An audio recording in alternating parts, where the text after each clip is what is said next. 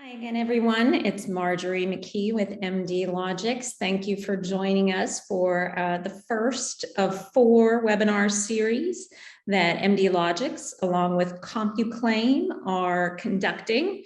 We hear a lot from our clients and on a variety of topics that would be helpful. And so we coordinated the top issues and gathered the best presenters, including Natalie Morgan today.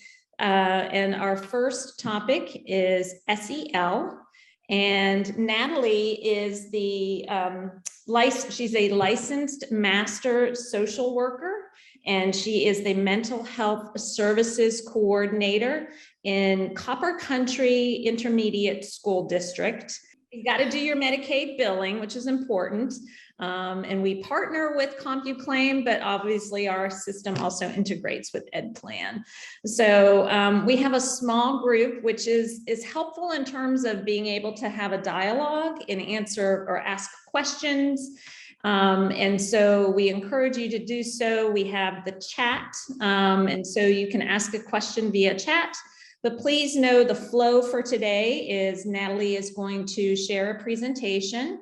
Everyone's at a different point and with respect to SEL. So she's going to give you a broad overview, but then also talk about an SEL screening that Copper Country did over the summer. For those of you who might want to consider that or have done that, let's learn from each other. So Natalie, thank you so much for your time today and your knowledge and expertise. It's much appreciated. All right. So do you want to go through the PowerPoint, or do you want me to share? Okay. Are you okay with going through pulling up the PowerPoint? I have a printout. So yeah, that way I can monitor the chat too if there's any questions or anything, if you just want to play the presentation on your screen. Of course. And I can also look at the chat too. So okay, right. I'll just do a little introduction while Marjorie's getting everything set up. So again, Natalie Morgan, and I am the mental health services coordinator for the Copper Country Intermediate School District. So I don't know if any of you are familiar with how Michigan's school system is set up, but the Intermediate School District was created to provide services to schools. So special education services, OT, PT, and then in 2018, the legislature, they passed the bill for the Caring for Students. And so that's when it was the line item was 31N. So that's what our services have been called, 31N, but we're trying to get away from that a little bit. And we are sending mental health professionals into the schools through the intermediate school district, the ISD. And so I am supervisor for those folks. We have 3 full-time clinicians going into 14 different schools. And then we also got awarded the Project Aware grant. So I don't know if anyone's familiar with that, but it is a grant where we are bringing more education and awareness of youth mental health into the community. So I actually just got done with the community management team meeting. So I'll probably be drinking a lot of water because I've talked a lot today, which I don't mind. I like talking, right? And so for social emotional learning, a little bit of background. So I used to live in Nebraska. I was born and raised in Nebraska. And I worked at a school district there, and I was a school social worker, but was also on their PBIS team, which is Positive Behavior Supports in Schools. And it focused a lot on that social emotional learning at that tier 1 level. So tier 1 is a school-wide intervention. So every single student got social emotional learning in K-5, which is the elementary school that I was at. I am a very, very, very strong advocate for social emotional learning. I think that it reflects on obviously students' behaviors, but also their engagement with school, their grades, their test scores, all of that. So just a little bit about social emotional learning. So there's a CASEL social emotional learning framework. So this first part I'll be presenting on is mostly just information about social emotional learning. So at the center is the social emotional learning. There are 5 different areas that CASEL has created and researched, and you can skip to the next slide, Marjorie. So you can see there's self-awareness, self-management, responsible decision-making, social awareness, and relationship skills. So that self-awareness and self-management is more for the child, the youth, the student themselves. The social awareness and relationship skills, that is that empathy and learning about other people. And then obviously the responsible decision-making. As the research has shown, brain development goes until about between 23 and 25 years old. And so that responsible decision-making is a really important piece to focus on, because the last part of the brain to develop is that frontal lobe, and that's the decision-making center. So being able to teach students at a younger age how to kind of stop and walk through and think through decision-making is something that we could have all probably used when we were in school as well. So social and emotional learning is an integral part of education and human development. So for these slides, I wasn't quite sure how things were going to be given out. And so I didn't make a whole lot of extra notes. And so I don't know if Marjorie, if you were planning on sending the slides out, but you don't need to be scribbling frantically. If you need to take notes, you can, but I tried to include a lot of the stuff already on the slide. So, Natalie, and just so you know, this is being recorded as a reminder, but then I will also send out the slide deck separately in case you don't want to, obviously you're attending this session and you don't need to go through the video again. So anything else you would like to include with that, Natalie, I'm happy to send out. Okay, awesome. Thanks. Okay, so they've also found that the social emotional learning advances educational equity and excellence. And so again, it is giving that tier 1 support, which is every student gets this social emotional learning. It can help address various forms of inequity and empower young people and adults to co-create thriving schools and contribute to safe, healthy, and just communities. So with every student getting the social emotional education in school, definitely helps to equal things out. All right, so I'm going to break down each of the 5 pieces of this social emotional framework. So Marjorie, you can go ahead and okay, so the first one is self-awareness. So this is taken from the CASEL website. And so it's the abilities to understand one's own emotions, thoughts, and values, and how they influence behavior across context. This includes capacities to recognize one's strengths and limitations with a well-grounded sense of confidence and purpose. So that's I feel like that's a very dictionary way of saying, talking about self-awareness, but it's about learning to get to know ourselves. And so that includes things like stuff that we like and dislike, and our strengths and our challenges and our feelings and opinions, and how our mind influences our emotions, words, and behaviors. So as students, they begin to find new ways to say what they need. One of the important pieces in the work that I've done with youth is them being able to say, what they need at that time, what's going to be helpful for them, and how other people in their life can help them. So they learn to recognize when they are unregulated and then how to fix it. So being able to notice when they're getting agitated or when they're getting anxious or when depression is setting in. They learn how to do things like share or wait their turn because they are aware of how their actions affect others. It's as if when a student, when they get in tune with themselves, they get in tune with their peers as well. And the classroom becomes a supportive and cohesive experience. Okay, so moving on to self-management, again, kind of like the dictionary. Why is this word leaving me? Definition. There we go. Sorry. It happens to all of us, Natalie. It's all Yay, good. The abilities to manage one's emotions, thoughts, and behaviors effectively in different situations. Okay, this includes the capacities to delay gratification, manage stress, and feel motivation to accomplish personal and collective goals. So one of the things that I've worked on a lot with the students is setting goals, right? And how they can achieve those goals and reach those goals. They attain knowledge on how to regulate their bodies and emotions. Bless you, whoever that was. So they learn how to function as a student by being able to focus or pay attention. They figure out to give themselves what they need. So because of their self-awareness, they're also able to better self-manage. And so it takes a learner who may loudly express emotions, get up impulsively, or repeatedly fail to complete work. And it turns them into a student who can appropriately express those feelings, right? And they can control their behavior.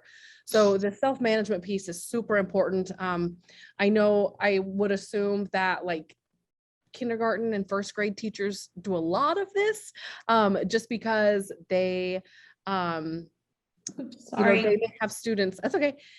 They may have students who have never had to self-manage, right? They haven't had to sit in a class. And it isn't just about folks. Clearly did not mean to do that. I hit the wrong button. No, you're good. It isn't just about changing behaviors. With self-management, kids can learn to set goals, have motivation, and de-stress as well. And they can also practice that self-discipline, okay? So obviously, those are all very important traits for academic success. Okay, so moving on to social awareness. The abilities to understand the perspective of and empathize with others, including those from diverse backgrounds, cultures, and contexts. This includes the capacities to feel compassion for others, understand broader historical and social norms, and recognize family, school, and community resources and supports. So when put into action, people have compassion and respect for others. They have an openness towards social norms across cultures and the ability to see things from different points of view. So obviously, this is something that's very important when you have a classroom of very diverse students and them just being aware of the differences and how they can help contribute to the classroom environment overall. They are concerned about others' feelings and recognize influences of their behavior across different settings. So they can recognize when they act out in class that could, in turn affect one of their classmates' learning. So social awareness is the path to follow when it comes to understanding others around us, especially those who have differences from ourselves, and treat others with care, kindness, and respect. Okay, so no matter how different or alike people are, the social awareness really allows for them to accept other people's differences. Okay, so the fourth one is relationship skills. The abilities to establish and maintain healthy and supportive relationships and to effectively navigate settings with diverse individuals and groups. It includes the capacities to communicate clearly, listen actively, cooperate, work collaboratively to problem solve, and negotiate conflict constructively. So it sounds like clear communication, resolving conflicts, sharing of ideas, giving support, or standing up for others. So this is where a lot of those lessons about empathy come in, right? Empathy, kindness, doing things for other people. There's a book that I talk about, like filling your bucket and filling other people's bucket and just being able to have that empathy for others around you. Making friends and working, especially if they're a new student, being able to accept them into the school, into your classroom. It can also be tricky because there are many contexts and types of relationships that we find ourselves in, but social emotional learning helps people work through that. So it kind of helps differentiate what those relationships are. All right. So, and the last one is responsible decision-making. This is the ability to make caring and constructive choices about personal behavior and social interactions across diverse situations.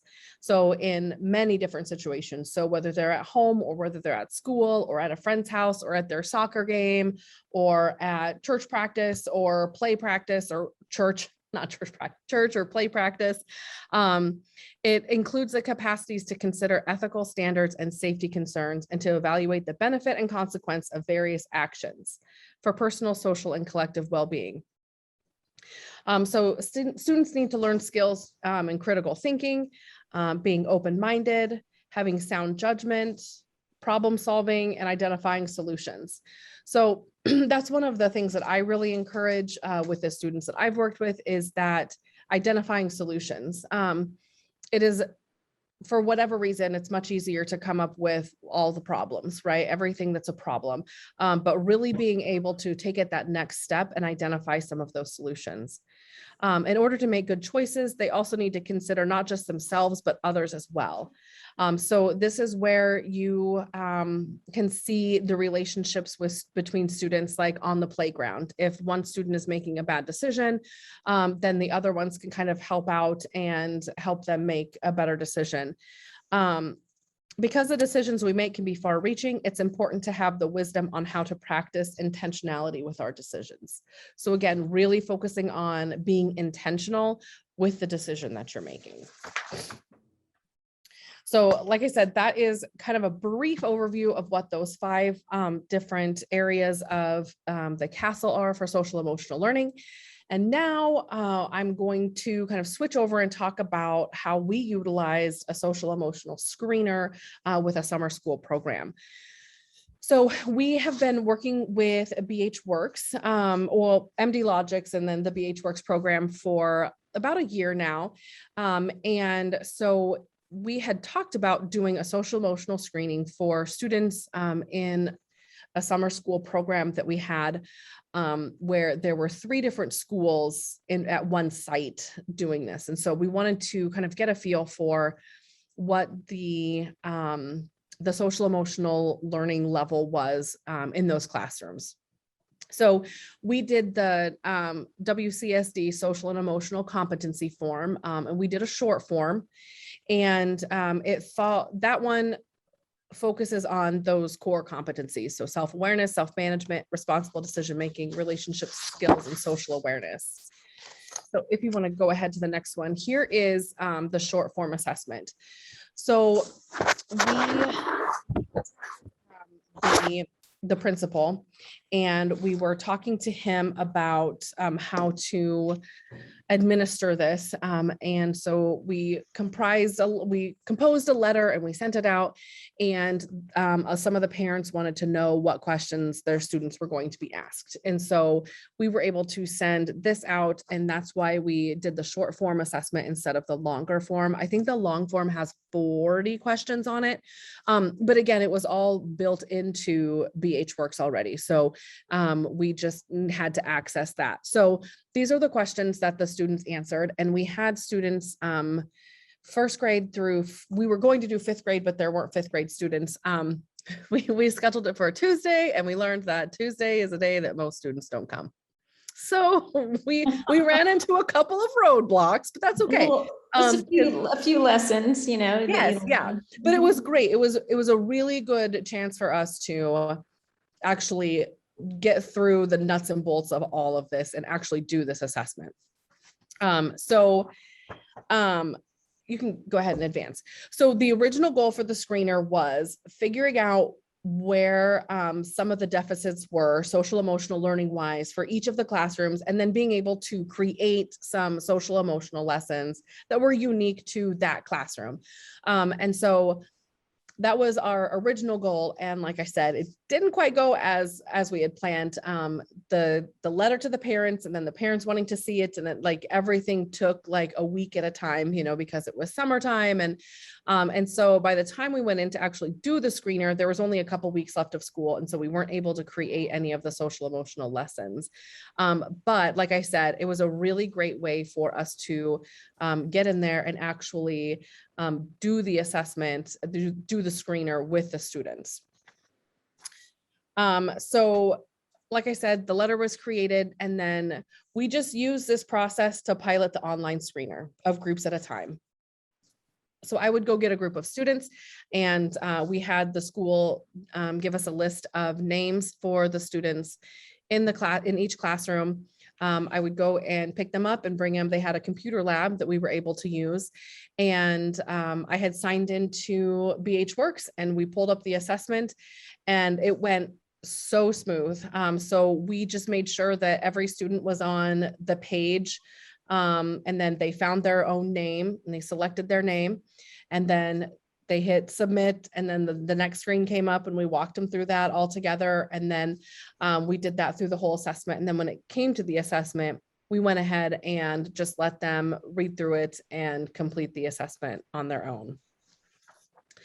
And like it says there, the most that we had were like 12 kids doing it at one time. And again, it ran really smooth. So what we learned from being able to do this pilot is that the process to screen went really well, very smooth. The sample size was really small, and so it didn't give us enough data for us to actually create any social emotional learning lessons. And the screener that we used was designed for grades 5 and up. 3rd, 4th, and 5th grade did fine with it. Some of the 2nd graders who could read did fine, but probably wouldn't recommend it for the younger kids, just because the language in there is hard for them to comprehend. So we actually read the assessment. There were 4 of us facilitating the screeners. And so we actually read the screener to the kindergarten, 1st grade, and then a couple of the 2nd graders. But we are working with mdlogix to find a screener for those younger grades where they can take it. And there's a few out there. It's just some of the specifics, like it's not copyright for electronic submission and things like that. So definitely working with them to find a screener that we can use for those younger kids. But for, like I said, for the 3rd, 4th, 5th graders, it worked really well. We are hoping as the Project Aware team to be able to do this screener in more schools this coming year. And so we are getting ready to figure out what schools we're partnering with and be able to send the screener out to the students. And yeah, it was a good process overall. Thank you, Natalie. And everyone, so this is, it's a webinar, and so you can obviously unmute yourself or put a question in the chat, whether you want to share an experience that you had with SEL, or, you know, as I said, pose a question to Natalie. Happy to answer any questions or start a dialogue. I'm going to call Anita. I know that you're in Kern County. Is that correct? Yes, I'm in Kern County. Yes. And I saw that SEL was one of your top choices when you took the survey about challenges. Do you want to share, like, are you doing anything with SEL at this point, and sort of where are you? No, I'm kind of in a different position. I oversee mental health services for our special education students. And we are a consortium SELPA, so we have like 48 school districts we work with. So I'm not on an actual school district or campus where we would do like a universal screening. But depending on where the future goes, we're doing a training in January on SEL.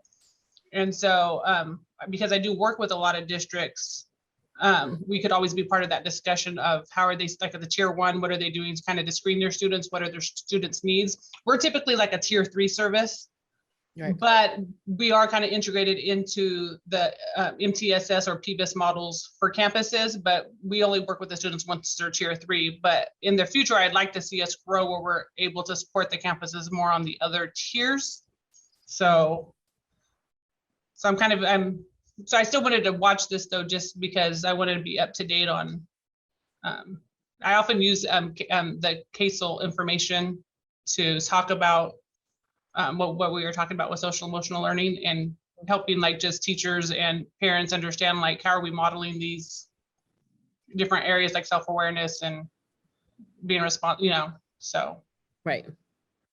And yeah, and then for the group, I said Kern County, that is in California. And Kern is a CompuClaim as well as an mdlogix client. And I see Cassandra has her hand up. Go ahead, Cassandra. Hi, good afternoon, everyone. My name is Cassandra. I'm the Director of Children's Initiatives at Detroit Wayne Integrated Health Network. So we're in Wayne County, Michigan.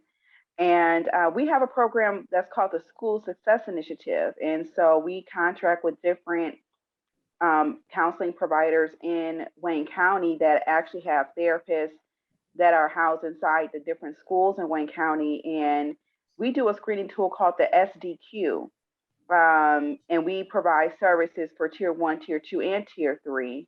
So I just didn't know, I guess the question I wanted to ask is there, if you're aware if there's a major difference between the tool that you are speaking of versus the SDQ. I don't know if you're familiar with the SDQ, but I just wanted to learn more to see if there's differences between the two different screening tools.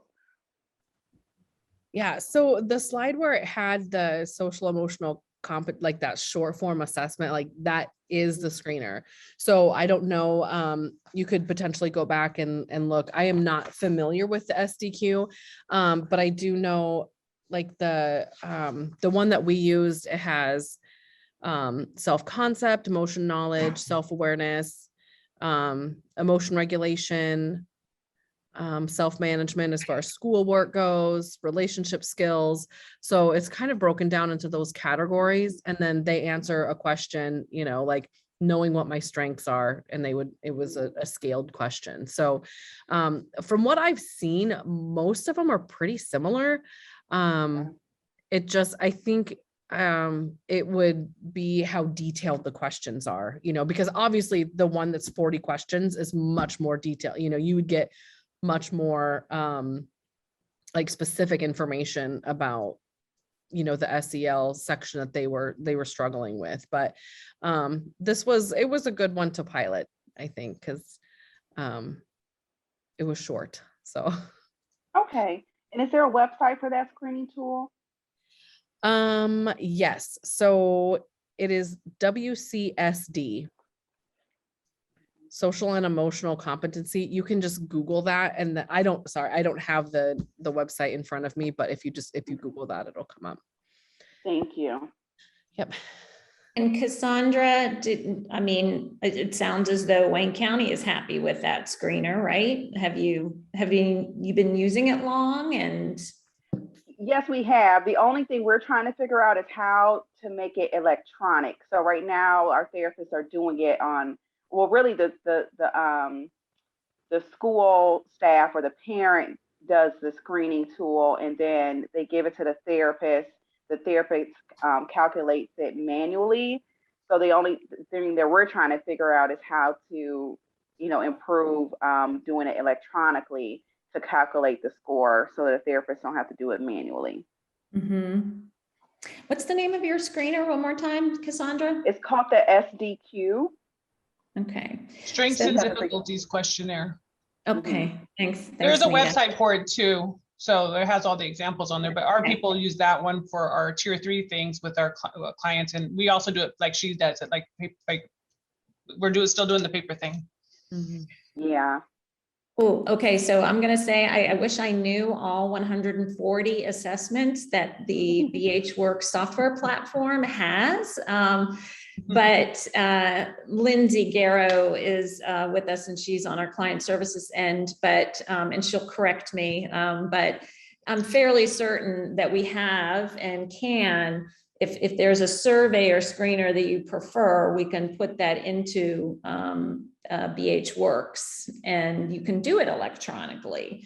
Again, we're trying to help you save time, and that's obviously an important component. It is now 2:30. We said 30 minutes.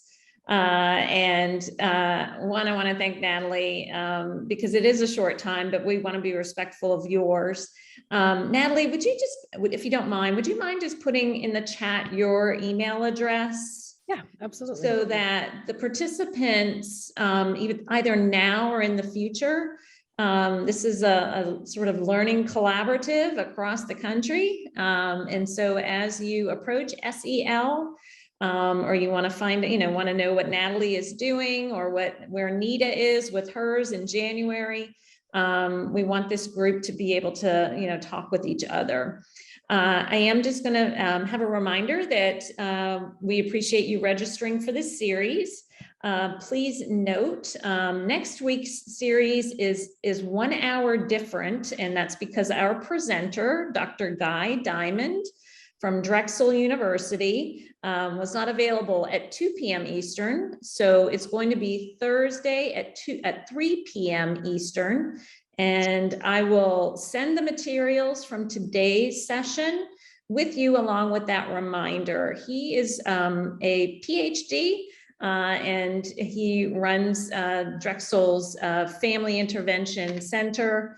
And he's going to tell you, as you generate data, how you can understand those numbers and what you're seeing, and then how to effectively then use that for your outcomes measurement, perhaps pursuing additional funding. It's really good information, and it's obviously, if you're using BHWorks, you are getting that data in real time. So Natalie, thank you so much again, and to all of you for your time this afternoon, and we will see you next Thursday at 3 p.m. Have a good day. Everyone. Thanks, Natalie. Thanks, Marjorie. Thanks, Lindsay. Thanks, everyone. Bye-bye. Bye-bye.